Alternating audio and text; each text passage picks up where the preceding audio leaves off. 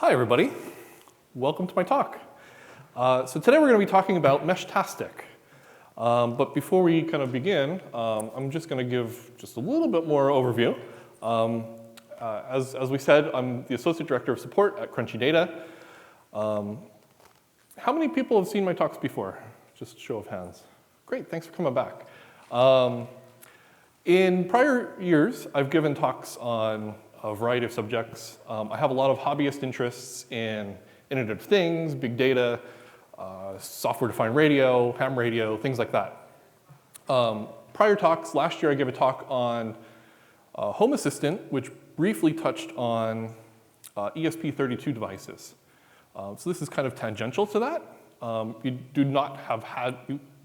don't have to have seen that talk last year. This is kind of a whole different thing, but just kind of an offshoot of that. You could say I've got some pretty specific hyperfixations on some stuff. So what's all this then? What's Meshtastic all about? Really, we're going to be talking about three overall topics. We're going to touch on LoRa as a communication protocol. We're going to talk about Meshtastic software and hardware in a little bit of detail so that everybody can become familiar with that sort of devices. Then we're going to be talking about how to build your own mesh network and add your own custom sensors to that network. So let's start out and talk about LoRa.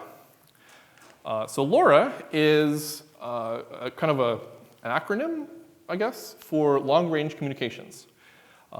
It's a general term that kind of refers to a variety of different things, but most of it is based on an original protocol that was created by Semtech a number of years ago.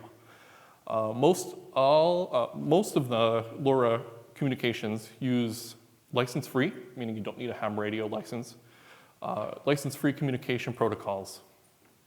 Here in the US, that's the 915 megahertz range. There's also a little tiny sliver of the 433 megahertz range as well. A lot of those frequency bands are shared with things like remote temperature sensors, garage door openers, things like that. So you can kind of think of this as a way to do long-range communications like that.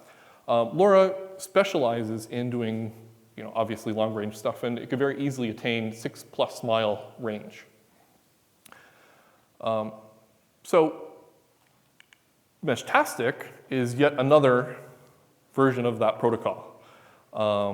The ever applicable XKCD comic here is exactly fitting for this project. A number of the other long-range communication protocols, they were somewhat too hyper-specific, or they had some problems. So Meshtastic came around and decided to take LoRa and implement it in an open source method and to kind of make it a little bit easier to work with. It uses a peer-to-peer protocol that, again, is open source. And like most of the other LoRa technologies, they use the license-free bands, but they also have certain abilities and extensions for amateur radio folks. So I'm a licensed ham operator. I don't use it too much except for things like this, but you could go in and you could pick a custom frequency to transmit on that's within your amateur radio licensing patent. Meshtastic also holds the distance range for all of the LoRa families. It's actually 158 miles, which is pretty impressive. Granted, they kind of, I don't want to say cheated a little bit, but it was a guy on the top of a mountain reaching 150 miles away from the mountain, but we won't talk about that. That's okay. So you may be asking, well, why do I need Meshtastic? I have a cell phone in my pocket. And that's kind of missing the point a little bit. Yes, things happen. Anybody who has AT&T or some of the other things may remember that big outage in February where cell phones went down. But it's not necessarily about replacing your cell phone or replacing some other method of communication over the internet or something like that. This is more of a way to experiment with very inexpensive sensors, very inexpensive devices, and create something that doesn't really depend on any kind of infrastructure. So yeah, it's very easy to get into. Comparing Meshtastic with some of the other LoRa stuff. I said there's a lot of comparisons to Gotenna, LoRaWAN. You may have heard of some of these other devices or protocols in the past, but the general LoRa protocol tends to be a little bit more strict in the way that the communications are sent. They kind of depend on a pretty rigorous, heartbeat has to be sent at a certain interval. Devices have to respond within certain time frames, things like that. Meshtastic is a lot more relaxed in that methodology. Devices could be added, dropped out. They could, kind of appear just for a couple minutes at a time. So there's a lot more flexibility with the nodes. Some of the other controversies with some of the other LoRa devices, for example, Gotenna, which is a company that used to make, or continues to make LoRa devices, they went corporate and they started selling the LoRa communication stuff to like militaries and stuff like that. So that kind of soured some folks on some of those devices. Meshtastic, from the get-go, they've committed to remaining open source, and their entire protocol and everything is freely available, so that even if they decide in the future, okay, we're going to close source some stuff, all of it's out now, so you could still kind of continue it, fork it, and continue. So, getting started. How do you get started with Meshtastic? It's really easy. You would either build or buy your hardware. A lot of the devices, like I said, are based on ESP32 stuff. You need a relatively inexpensive radio module that will actually encode things into the LoRa protocol. But you could very easily pick any of these devices here. So you can see I have a variety here. This one and this one are the same. These are maybe $7 online. This one is a little bit more expensive, and this one is probably the cheapest out of the bunch, maybe about $5 or $6. So you just get your hardware or build it yourself. You flash the Meshtastic firmware to it, power it up, pick your region within the app or on the software, and that's it, and it's ready to go. So that's as simple as it is.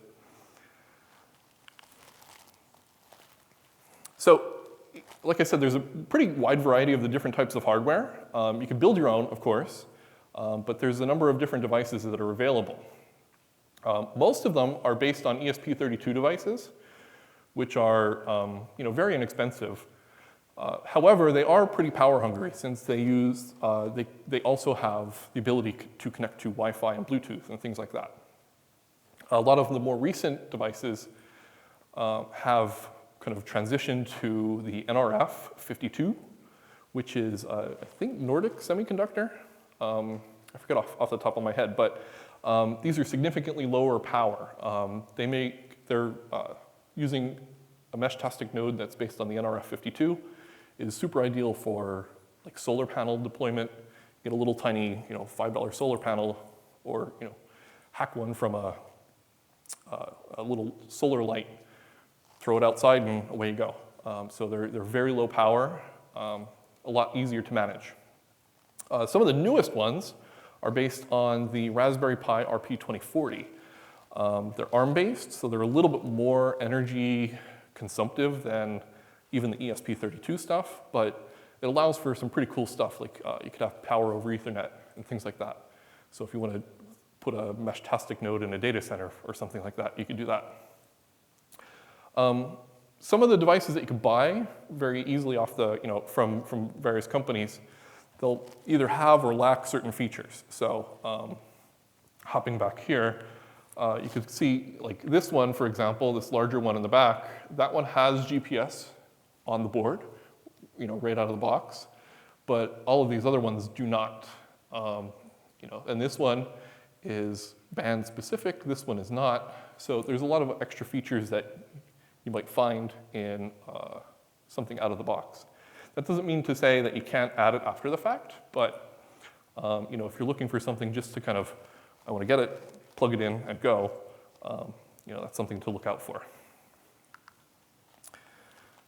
So looking at the software, as I said, it's a peer-to-peer protocol, and they use what's called a chirp spread spectrum.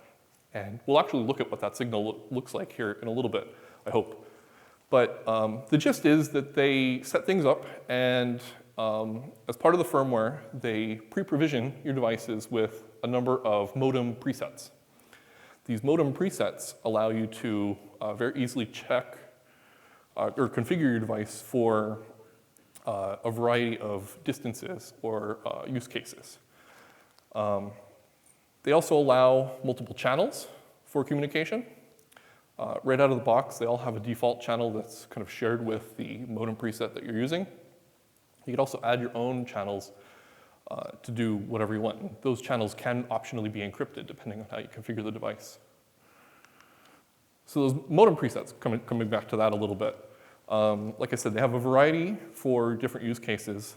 Short fast is ideal if you have a lot of nodes within a very small area. If you're trying to deploy them in, using this area as an example, if you want to have one in each room of the building and measure temperature in each of the rooms, short fast is ideal because there's not a very large distance to cover. Out of the box, long fast is the default. I'll come back to that in a second, but you can go all the way up to a preset called very long slow, which is obviously the slowest, but it also has the potential to reach the longest distance. Now, that being said, that 158-mile distance record, that was done on the default settings. Somebody literally flashed it, went up on top of a mountain, held it up in the air, and they were able to kind of get the communication that way. So that was pretty neat. So, custom sensors. You have your devices, you have them flashed, you set up the software. Now you want to add some sort of custom sensor to your mesh network. What does that look like? If you were at my talk last year, I talked a little bit about ESP Home. This operates kind of similarly, but it's a lot more hyper-specialized. They have a module called telemetry within their firmware, and it very specifically allows you to hook up devices and configure them. They have a very limited selection of devices, and reading through the list here, you'll see they have a particular focus on temperature sensors, weather sensors, things like that, because something of this sort makes it ideal to have a weather station. You grab a pole, put a little device on this and a solar panel, stick it up in the air, and you could get temperature from 150 miles away. So, very easy to configure. You just take them and you plug them in. So here's a picture. Circled in red, I have a little BMP 280 module. I literally took this device, put that little chip, 4 dabs of solder, and away I go. A lot of these sensors are very inexpensive. Some of them you could get for as low as $1 each. So it's very easy to configure your own modules that way. So yes, this actual device I have here somewhere, but you plug it in and it'll broadcast the temperature, position, and all that other information to the mesh network. So you can very easily collect information regarding your environment. So let's actually take a look at what Meshtastic looks like. So I'm going to hook up a device, and I'm going to go over here.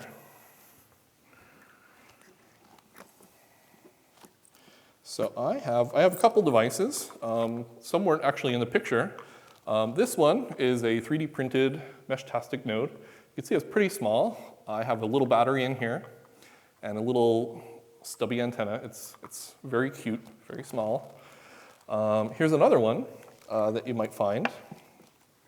This one is Similar, stubby antenna, very easy to kind of take with you. You can put a battery and a GPS module in here, put it in your pocket, and if you go hiking, you'll be able to have your position tracked if you want. So what I'm going to do, let me find the cable for it. Perfect. So I'm going to hook this up, and we'll be able to look at what the Meshtastic software looks like.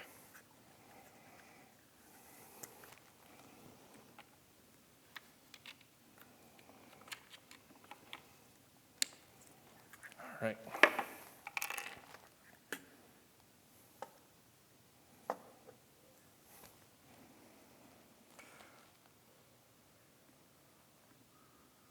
So here I have connected my device. And you could have this web application that's running in the browser. And what this will do is it will let you kind of interact with your node.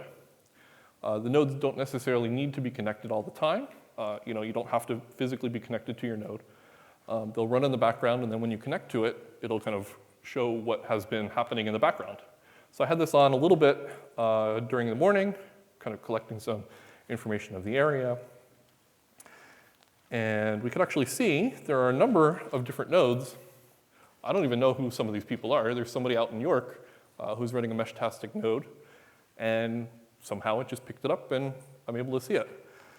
So I'm not quite sure how far away that would be, but that's pretty far, considering all things considered.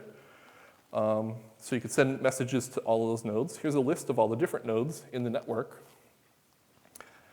So it's very easy to hop in and kind of configure that. If I wanted to send a message, I could do that. And what this will do is this will send a message from my node to another one that I own called base node. And you can actually see, it's a little hard to see here, but there's a little tiny check mark saying that was indeed received. So if I were to look at my base node at my house, I would be able to see that message. So the more astute among you may be thinking, well, gee, Tom, that seems pretty cool, but you're running it in a web browser. How do we know it's actually using LoRa? So very good question. Gold stars for any of you who thought of that. I'll show you exactly how that works. So I have a device here. I have a ham radio. And I'm going to plug in another device that I've pre-provisioned specifically for this.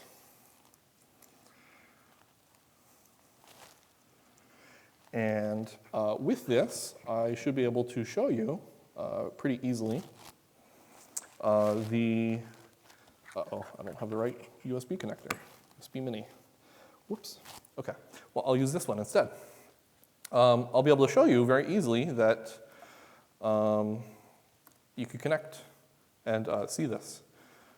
GQRX. So I have a software-defined radio hooked up here.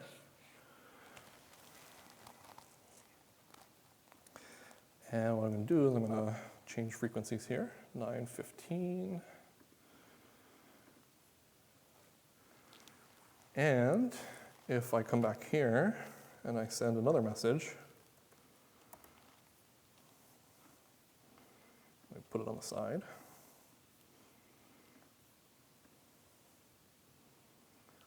We should be able to see, I hope,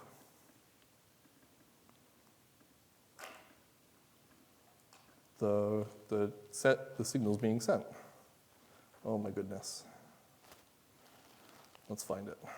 So if we go to config, LoRa, I'll be able to see the exact frequency.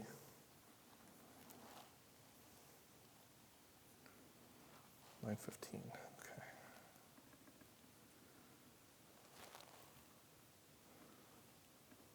The joys of live demos.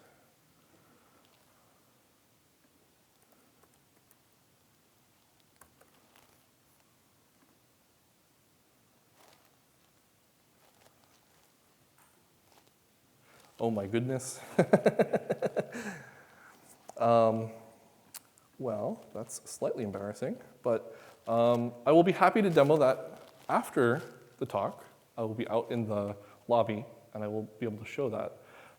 But I just need to find my correct cable. And I think I left it in another box, in another bag.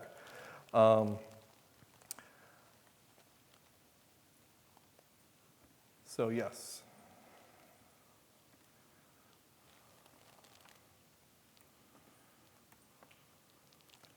So like I said, I'll be happy to demo that. Apologies for not being able to actually show that quite a bit. But how much time do we have? Do we have? Oh, you have plenty of time. Plenty of time. Okay. 20 minutes? 20 minutes. Oh my goodness. Okay. All right. Well, let me pull up the website, and I'll actually show you Meshtastic's website. So this is very interesting. So Meshtastic, like I said, is completely open source. Their documentation is very good. However, there are two things that you should be aware of getting started. And this caught me as I was trying to get started. One, not all of the devices will work here in the US.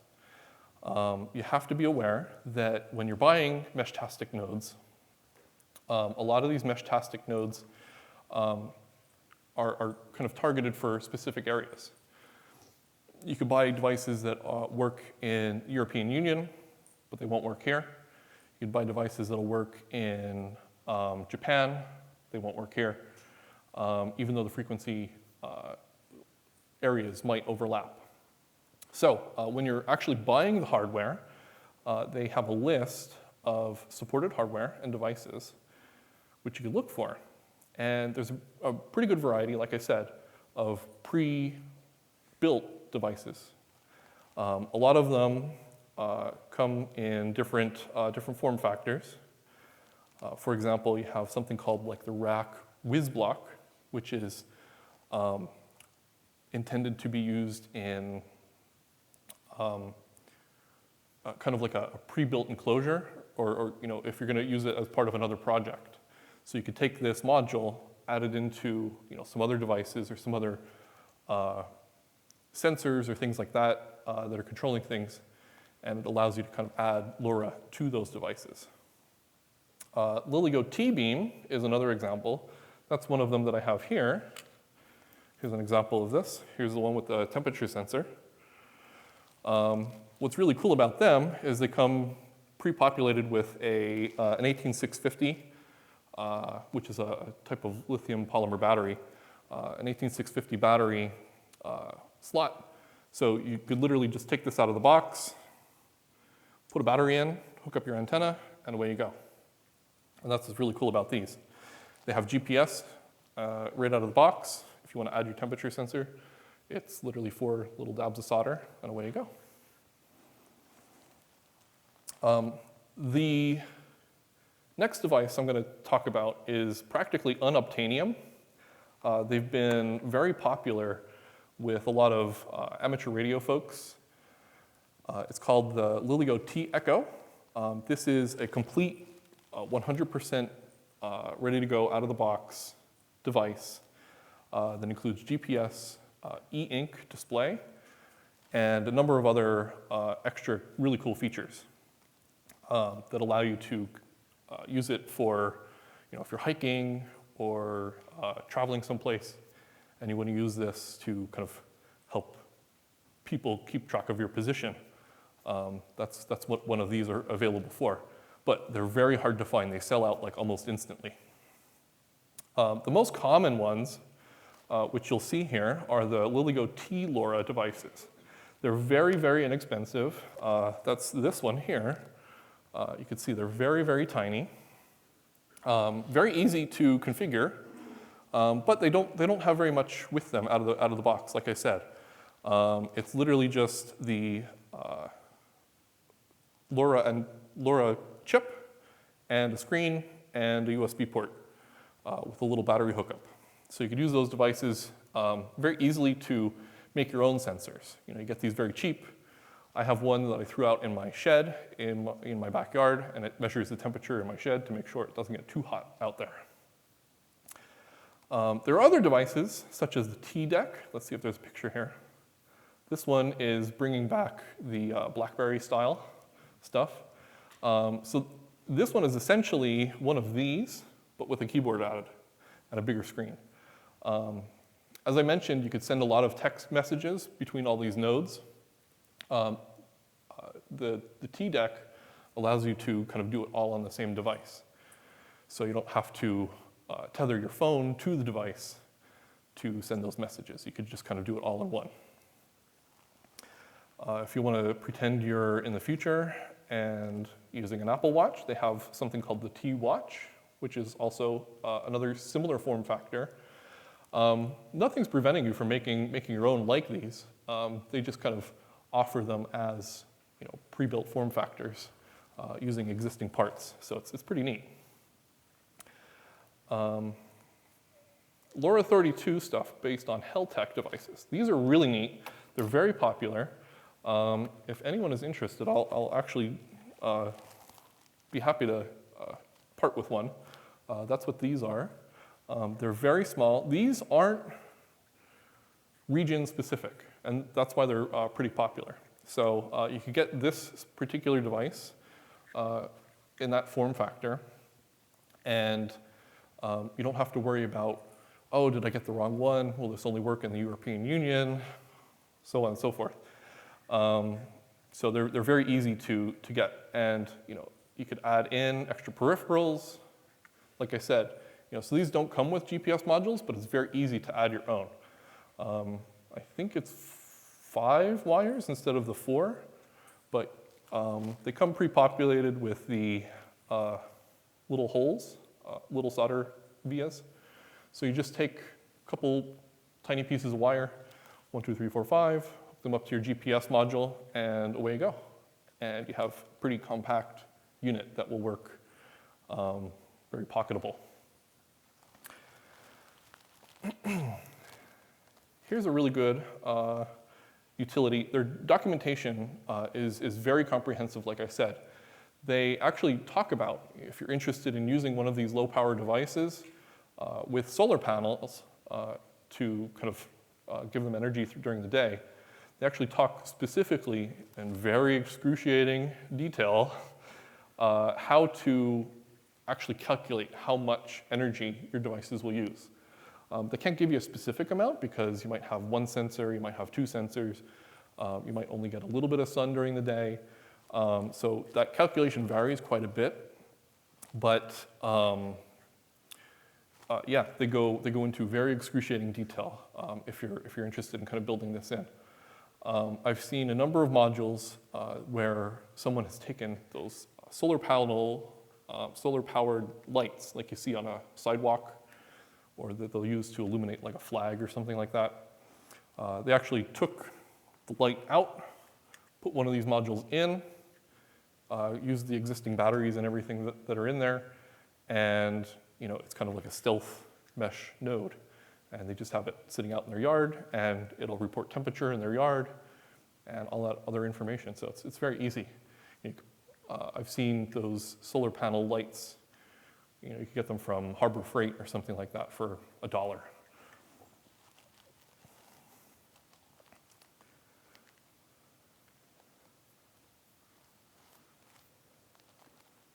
One of the other things that I didn't touch on quite a bit was the channels.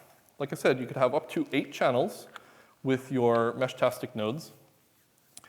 What's really cool about it is, by default, right out of the box, those the devices with the default firmware will use a shared channel. So they have a primary channel, and then all the other ones are called secondary channels. This primary channel is based on your modem preset, and it allows you to talk with anyone on the network. So as you saw probably earlier in the talk here, I have this map which shows all the different devices on the network. There's this one all the way over here in York. I don't know who that is. I have no idea. No way of really knowing. But because we all share that same primary channel, we're able to see each other and optionally talk, if we're interested. What's really cool about this is the devices will have, they'll hop through other nodes. So as devices are added or removed from the mesh network, it allows you to get even further range. So for example, if this person here in York was able to talk to somebody out in Gettysburg, the person in Gettysburg would hop through the one in York, hop through the one here, and then hop up to my house. So I would be able to send a message sitting in my office and talk to somebody as far away as Gettysburg, or even further. Like I said, these channels can be configured however you want. Most of them, by default, are disabled, but you could add them right out of the gate. And each of them allow you to define a pre-shared key, which will encrypt the messages on that channel. So even though I'm able to see that person in York, and their node will pass the messages that are on this channel, they won't be able to see it. It'll only be able to be received and decoded by someone else who has my pre-shared key and my channel name. Another really interesting factor is that you could, if you're interested, hook this up to the internet. So you could have a bridge between the mesh network and the internet. And you do that through MQTT, which is like an online messaging queue. So that's another option if you're interested. It also allows you to aggregate your nodes and see messages. For example, in my house, I have several of my nodes connected to my own MQTT server. And I look at that, and I could get all of the temperature readings for all of the nodes in my area. So it lets me kind of get a pretty interesting picture of weather in the area, for example.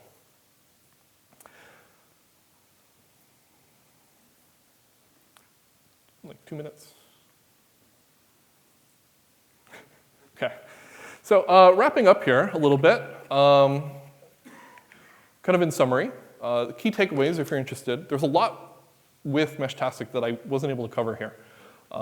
There's a whole aspect in terms of like position tracking that could be used for like tactical purposes and things like that.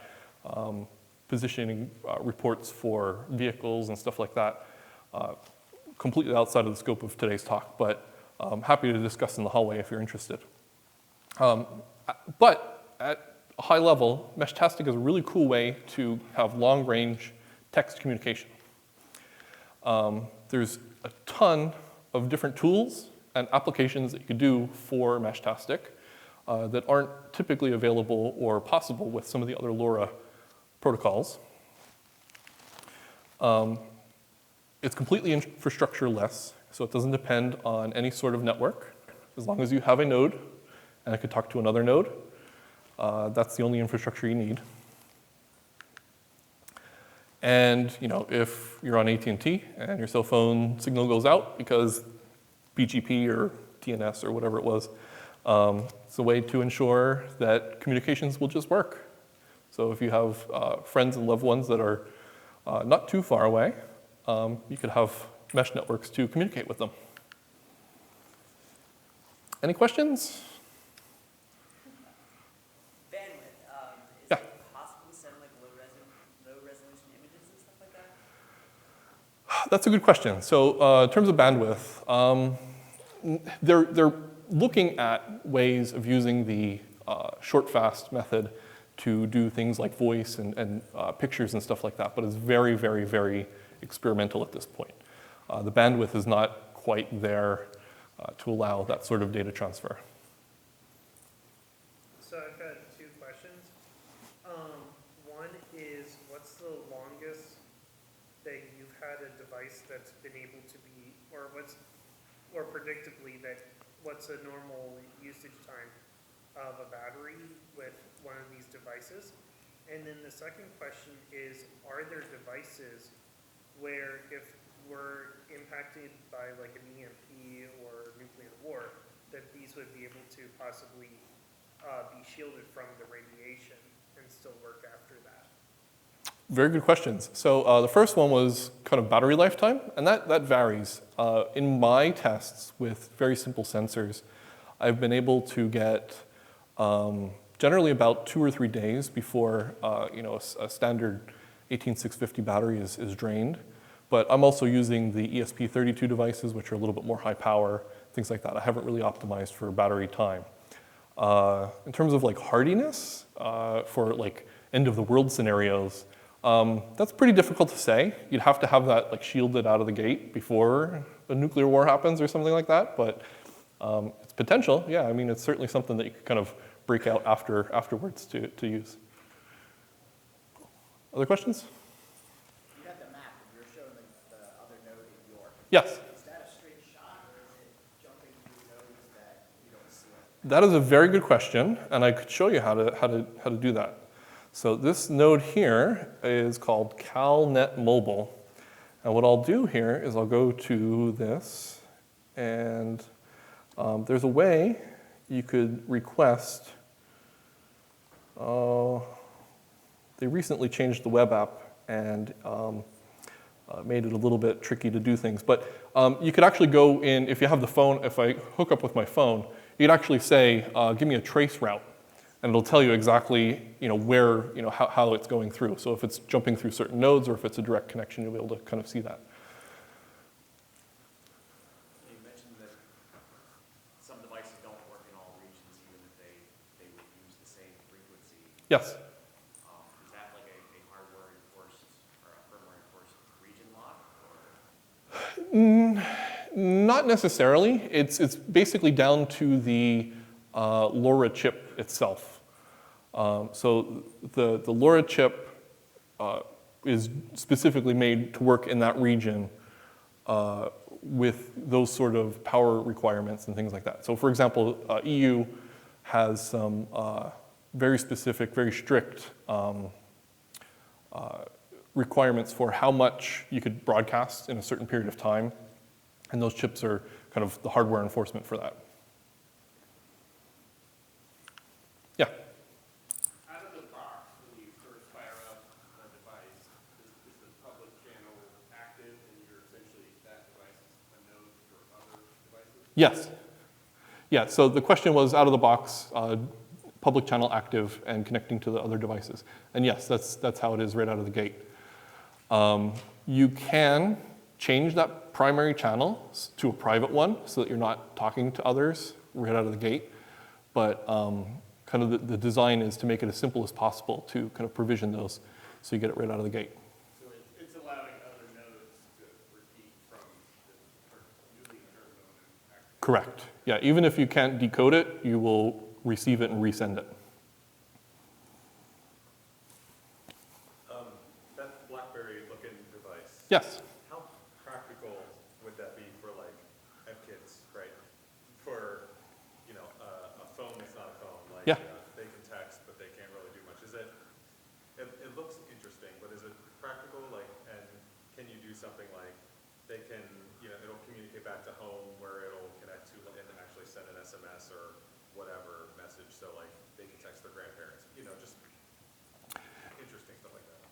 Very good question. So the question, in case anyone didn't hear it, was something like the T-Deck, which had the keyboard enabled. Can you do like cell phone style stuff for kids? Yes and no. As far as I'm aware, there isn't any sort of LoRa to SMS gateway. But if you wanted to have that device and you have something at your house that would be able to receive it, you could very easily use that for kind of keeping tabs on your kids who are within the neighborhood. Cool. Any other questions? I see 2 more. I think we have time for 2 more. Go ahead. Yeah, so on the map, you can see the position of that node. Yes. Is that because there was GPS connected to it, or is it just like triangulating based on other nodes? So the ones you'll see on the map are generally because of the GPS enabled on the devices. So this one, like I said, it has a GPS chip and a little GPS antenna. But you could also connect to the node and use the GPS from your phone. And that'll kind of report the position that way. So there's options within the app that you could kind of define how fuzzy that is, your position fuzziness, so you don't accidentally post exactly where your house is. But yeah, I think there was another question. Go ahead. Yeah, with the demo,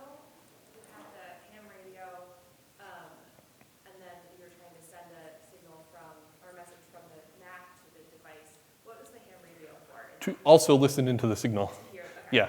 So my apologies that it didn't work. I don't have the adapter, but I'll be happy to show that after the talk here. Yeah.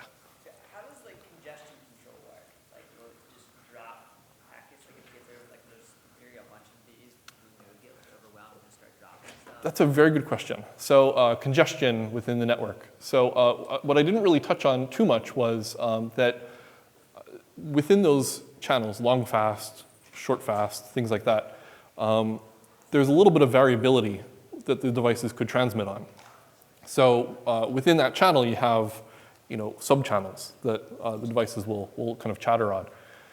And depending on the number of nodes, they might kind of split things up. It's very similar to Wi-Fi in that respect. So you're on 2.4 gigahertz, but there's actually sub-channels there. And those devices will report that. The app will actually show you how congested your specific network is. So, cool. I have a QR code here if you're interested and you want to see the code for today's presentation, but special shout outs to Meshtastic, and there's a Hackaday article if you're interested as well.